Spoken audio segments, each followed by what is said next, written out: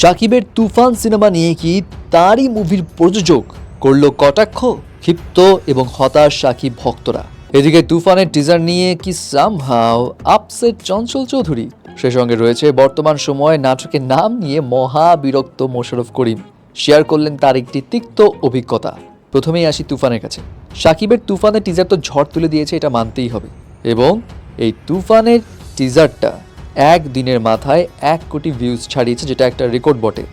এবং অনেকেই বলছে এই রেকর্ডটা শাকিব খান ছাড়া আর অন্য কারো পক্ষে তো সম্ভব নয়।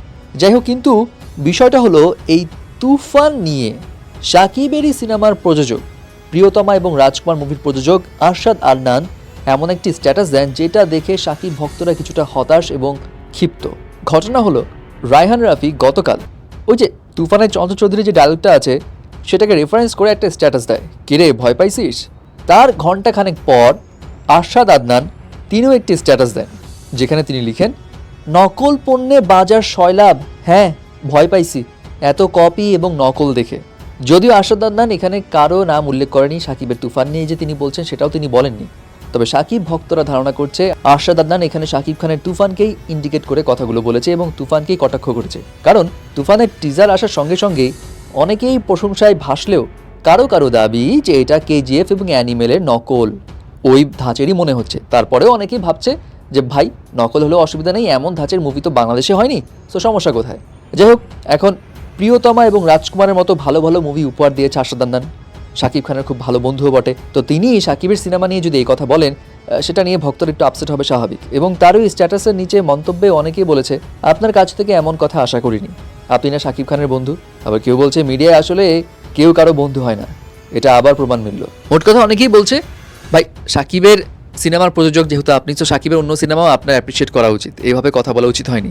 যাই হোক, এখন এটা নিয়ে আরশাদ আদনান মুখ খুলেন কিনা দেখা যাক, তিনি অ্যাকচুয়ালি শাকিবের মুভিকে ইন্ডিকেট করেছে কিনা সেটাও তিনি ক্ল্যারিফাই করে কিনা, দেখি পরবর্তীতে কি জানা যায়। এবার আসি চঞ্চল চৌধুরীর কাছে। তো শাকিবের তুফানের টিজারের চঞ্চল চৌধুরীর শেষে যে ডায়লগটা ছিল, সে এক ডায়লগ দিয়ে তো চঞ্চল চৌধুরী পুরো বাজিমাত করে দেয়।